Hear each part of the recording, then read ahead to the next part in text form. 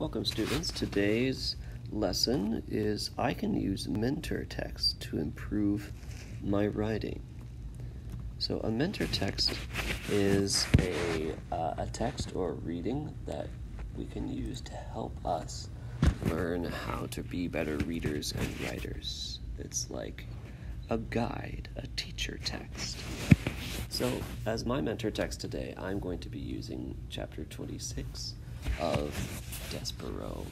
I'm going to read this, and I'm going to start looking for things that really work for me as a reader, something that really touches me or that I really like. And then I'm going to try to use that in my own writing. So I'm going to go ahead and read just a little bit here. Chapter 26, Royalty.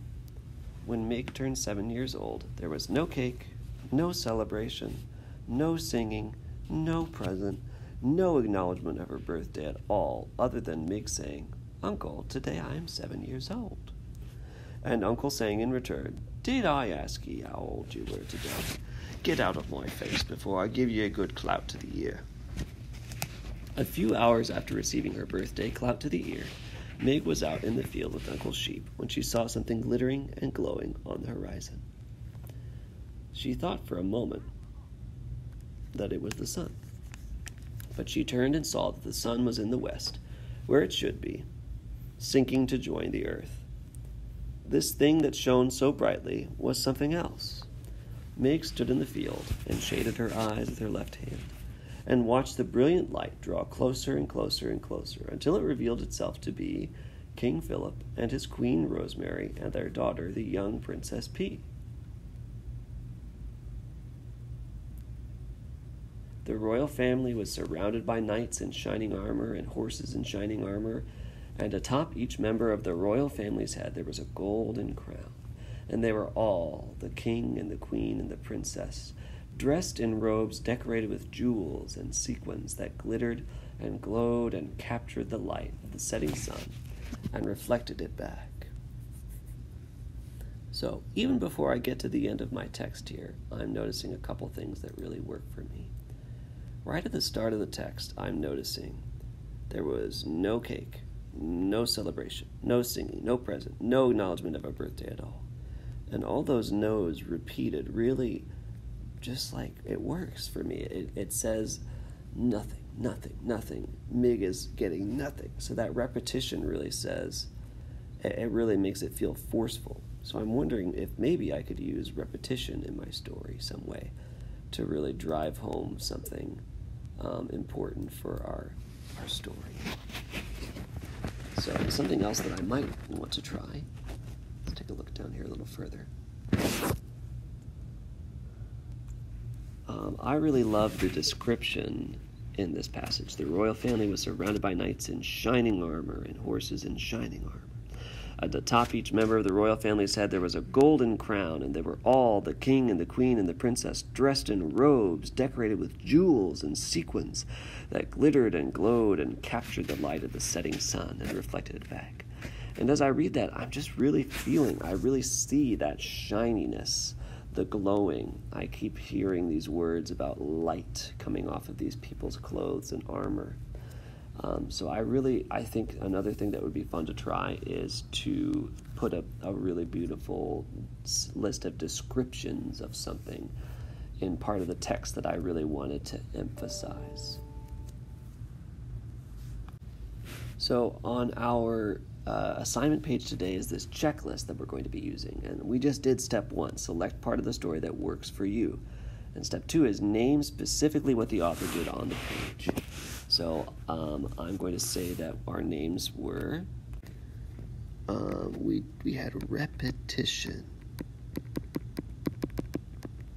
for emphasis, or to make something stronger, right?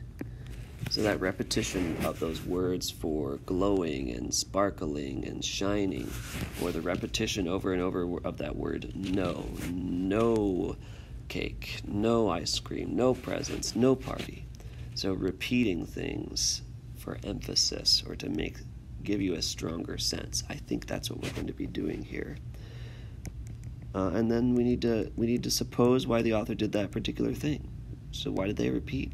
I think that she's repeating those words or those ideas to really just drive home, to make it stronger, right? To emphasize that, man, Mig was probably really sad about not having a party. Or Mig was probably really fascinated by... All right, so the author is repeating things, and I think it's the reason why is to emphasize or to make it stronger, to really get me to understand, man, this is terrible, or man, this is awesome. So now we need to look at your own writing and find places where it would help the text to try these things out. So in reading, we're going to be working on summarizing soon. I want to try to summarize our text so far. Main character is Stephanie. What does she want? She wants to get to know her father. But he is a pirate, and he left the family. So Stephanie tracks him down and joins his ship, and then they get to know each other. And they're both very happy in the end. So there's a little summary of our story. And we're looking for a place where we can add some repetition to really emphasize something, to make something stronger. So I first need to figure out what's something that I really want the reader to think of or to see as they read. I really want them to notice this.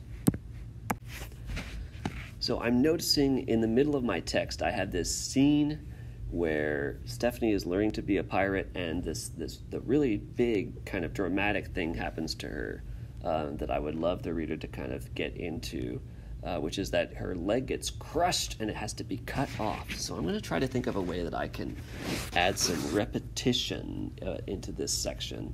So let's just read real quick.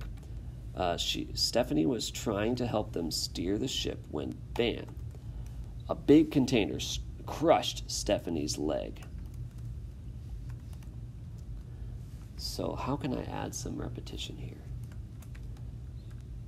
It pushed and smushed and weighed down on her leg. She cried. Okay, so I'm repeating different ways of saying the same thing. It pushed, smushed, and weighed down on her leg. That's one way to repeat. I can also repeat the same word, right? If we look back at our text, an even stronger way than repeating different words for light, right? We saw light and glittering and shining and jewels. We could just repeat the same word. There was no cake, no celebration, no singing, no present, no acknowledgement of her birthday. So let's go and see if we can find a way to add just one word repeated over and over. It hurt. It hurt. It hurt her leg. It hurt her feet. It hurt her ankle. But most of all, it hurt her soul. How could she live if she didn't have this leg? So right, we're gonna keep saying hurt, hurt, hurt, and find different ways for her to get hurt. And we're not just going to repeat the word over and over again. Surprisingly, if you just say no, no, no, no, no, no, no, or yes, yes, yes, yes, yes, yes, yes, without other words, that actually doesn't work very well as repetition. You have to find ways to repeat a phrase or repeat a word with other words. So let's go back and check and see how well this worked. She was trying to help them steer the ship when, bam, a big container crushed Stephanie's leg. It pushed and smushed and weighed down on her leg. It hurt. It hurt her leg. It hurt her, let's call this the foot. It hurt her ankle, but most of all, it hurt her soul.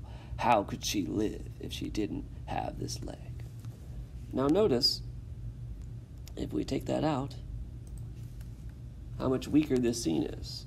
A big container crushed Stephanie's leg. She cried out. Her dad came rushing. It turned out that Stephanie's leg could not be saved. Okay, so we kind of rushed through that. We don't pause to take that moment to look at her leg.